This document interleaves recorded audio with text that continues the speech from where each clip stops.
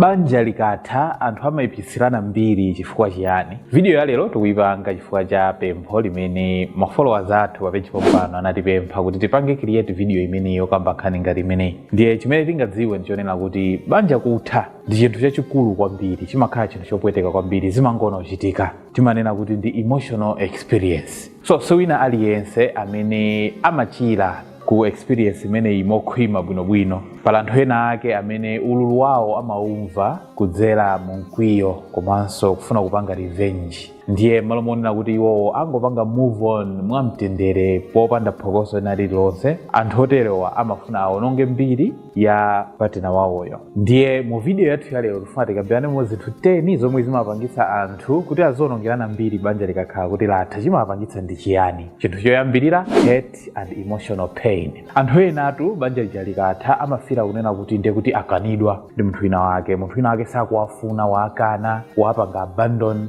Ndiye pamakhala mati deep emotional wounds after separation. Pamakhala pali mabala amene amakhala opweteka kwambiri, deep bala lalikulu kwambiri banja likakhala kuti latha. Ndiye mkwiyo uja umasandukano umapitano ku bitterness, amayamba kuyankhula zoyipa. Cholinga choyankhula zoyipa kwa iwo imakhala coping mechanism kuti azikopere azitolerenso bwinobwino, right? Ndiye amaona ngati kuzitolera ndio ayankhule zoyipa za munthu wina. Ndiye ululu umene nthawi zina umapangitsa anthu ena kuti azipanga zinthu zimene zili zodabwitsa kwambiri. Koma anthu tumafunsana kuti kodi pano iwo apopanga zimene nzeru zawo kwenikweni azisiya kuti. Chimenechi ndi chinthu cha number 1. Chinthu cha number 2 chomwe chimapangitsa anthu kuyipitsirana mbiri banja likatha ndi desire for revenge. Kodi pali anthu ena ake amene amafuna munthu wina yonso avutikenso ngati mmene iwo akuvutikira. Ndiye amaziyankhulira okha kuti ineyo ngati ndavulala, olo ineyo ngati zikundipweteka, nayenso uja zikuyenera zimutani zimupweteke. Ndiye amayesesa kuononga mtendere wa munthu winayo, olo kuyesesa ena zimafikana point yofuna kuononga kuti wina yapanga move on, wina wapeza mwamuna olo wapeza mkazi, ena amafuna akaonongenso banja lija kuti nayenso azisafala ngati mmene iyeyo akusafarira. Ndiye amayuza zinsisi kapena rumors ngati zida zofuna kumuonongera munthu winayo. Nditulutsa zithunzi zonse zija ndi nazo zolaula zija zimene tinkatumizirana zija, olo zoti iweyo umapanga zakuti ndi ulula kugulu la anthu mwakuti imakhala ngati njira imodzi yofunira kupanga revenge. Ndiye iwo amaona ngati kuti upanga revenge kwete ndiye kuti iwo afila kukhala satisfying kwa iwo, akhutisidwa, mtima uwapha. Ine mtima wanga uzandiphwa ndikazakhala kuti nawenso uli mavuto. Ena amaona ngati choncho. So kwambiri imakhala desire for revenge. Pomwe na chimene chimapangitsa zimezi ndi protecting their own image.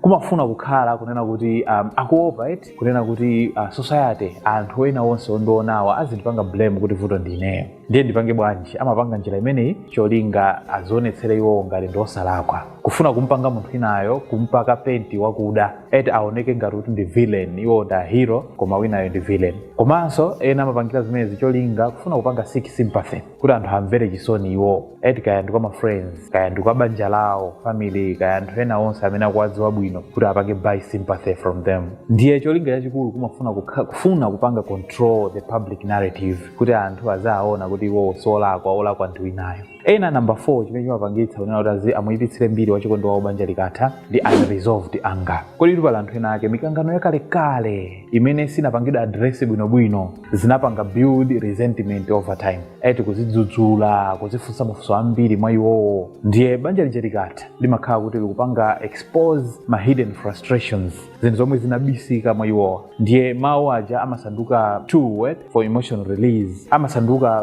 like kuti kwiyo uja ukhalingati waphwera ndiye kuti ayankhule zoyipa za munthu wina wake. Ndiye mkwiyo wawo umakukwirira nzeru komanso kukhwima. Amaoneka anthu amene salokhwima muzochitika zawo kapena operewera mukaganizidwe kawo, komano zonse zikubwera chifukwa choti ali chabe ndi mkwiyo. Chinthu cha number 5 chomwe chimapangitsa anthu kuti azitere ndi jealousy after separation. Anthu ena ake amachita msanje banja likatha. Ndiye akamamuona munthu wina uja kuti akupanga move on, iwo samakhala anthu okondwera kutero ayi. Ndiye nanji apeze wachikondi wina, kwa iwo zimabweretsa insecurity, zimapanga trigger insecurity, kuzimva kuti ineyo ndiyoti ndinoperewera. Ndiye zimapangitsa kunena kuti iwo wazimva ngati kuti wandipanga replace amene uja, olo afuna ndiyiwale ineyo ndiyiwalike ineyo. ambiri zimapangisa zimenezo kuti it's better ndingomuyipitsira mbiri yauja chifukwa kuti zikupanga lead ku bitterness kapena kuti negative talk. Ndiye nsanje ija nthawi zambiri imapanga fuel timati character attacks kapena kuti character assassination. For nsanje yachuluka mayiwo amayamba kumpanga attack munthu inayo. Chinthu cha number 6 imene imapangisa anthu ena kuyipitsira mbiri banja likakhala ata ndichimene kuti influence from friends and family. Imakhala influence yochokera kwa achibale komanso kwa ma friends. Anthu amene akuzungulira munthuyi ndi amene amakhala kumulimbikisanso negativity. Tamuone amene uja ofunika kumpangiza kuti amene uja malangizo olakwika amene amabwera after banja lija likakhala latha ndomwe imapangisa anthu kuyipitsirana mbiri. Pressure umakhala kulandira pressure. Mani tapanga fight back. Tamuoneni mmene akuyikira pa status mwamuna wake wanyuwani kandi mkazi wake wanyuwani. Man, you have to fight back. So my advice amene munthu umakhala kulandiranso kuchokera kwa anthu amene akuzungulira. Gossiping, mijedo, miseche yomwe imakhala ikuraunda ndiyo yomwe imapangisa zinthu zakuti zikhale wesi. Munthu utakhala wapanga chiganizo chopanga move on kumafoti pali a lot of kupanga miseche komanso gossiping iwe umapezeka wasintha maganizo ako. Ma voices wambiri ochokera kunja ndi amene amapanga increase hostility. Chinthu cha number 7 chomwe chimapangisa zimenezi ndi social media culture. So chimachitika nchani masiku ano ku social media kaya ma WhatsApp kaya ma Facebook kaya ma TikTok. So my indirect posts and public insults semapezeka wina akuyika ma status ache mwina akuyika zake pamene pajapa kaya ena amatha kubwera kumene umakupanga ataki pamene pajapa ena kupanga share mwina ma private issues online ija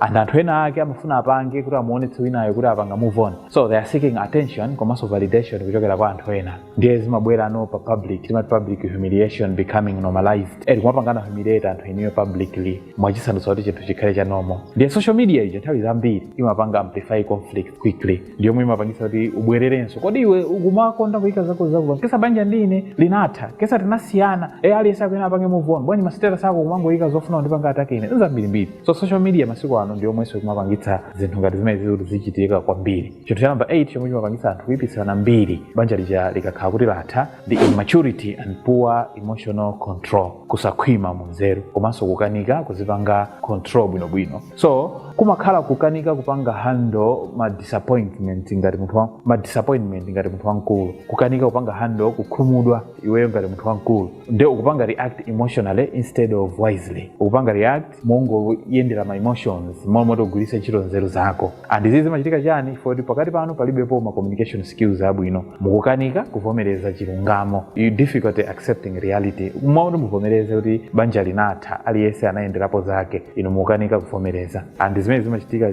zimabweretsa chani kumakhala emotional instability. And pakhala emotional instability zimapanga cause mati destructive behavior. Iwe ukhala ndi khalidwe loononga khalidwe lopanda chisoni. Chinthu cha number 9 wanting to maintain control. Pa anthu ena ake amene amapitiriza kumuyipitsira mbiri winayo cholinga kungofuna kupanga maintain control. Anthu ena ake amakanika ndithu they struggle kuti avomereze kunena kuti analuza ndithu access kapena kuti influence pa mwamuna wawoyo kapena mkazi wawoyo ndifa yake banja linatha. Ndiye chifukwa kuti akukanika kuvomereza amafuna kupanga damage confidence. Tifuna kuononga confidence mwawo winayo kuti asazapezenso mwina mwamuna wabwino asazapezenso mkazi wabwino. Ndiye amakhala kugwiritsa ntchito mantha winayo aziopa manyazi kunchitisa manyazi winayo or rumors yabe kupanga set as I'm using these 3 as tools zofuna kumuopseza munthu winayo. Ndiye chimachitika nchani imakhala ngati njira kwa iwo yopanga emotionally holding on. So control issues ijayo continue after separation. Ndiye amafuna azipangabe control ngakhale kuti banja lija tinakhala kuti linatani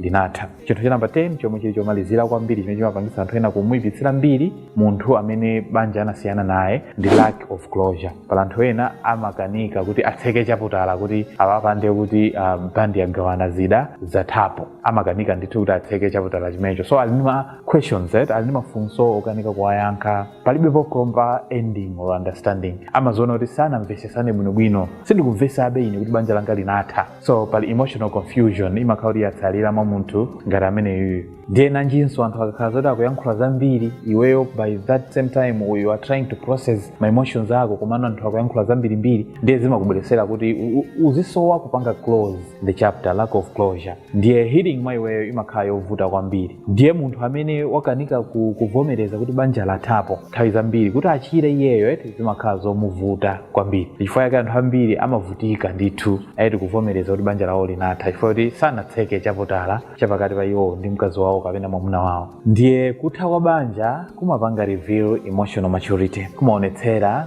kukhwima kwa nzeru kwa munthu. Komanso chimene tikuyenera tidziwe chonena kuti iweyo ngati ukuononga mbiri ya partner wako before banja latha, nawenso umakhala kuziyipitsira mbiri ka. Komanso zimakhala zonena kuti uchira bwanji iweyo uli busy kuononga image ya munthu wina. Ukamapanga khalidwe limene lili zimangopanga spread more bitterness, zimangoonjezera kuti ukhale munthu wamkwiyo olo mikangano olo kusanenana zabwino. Ena amatha kuphana kumene chifukwa chonena kuti simukuvomereza kuti bandi inagawanapo zida. So mudziwe kunena kuti munthu amene ali okhwima wanzeru ndi amene amapanga walk away with dignity, kuzisiya basi ndi ulemu wako, kuyenda kupitiriza ulendo ndi ulemu wako, kuzisungira iweyo ulemu wako. And zimene zikufunikira ngakhale kuti banjalo litakhala zoti linatha munjira yosakhala bwino. If you find this video helpful, please like it and share, and don't forget to follow our page for similar videos. Thank you very much for being there and watching, and see you in the next one.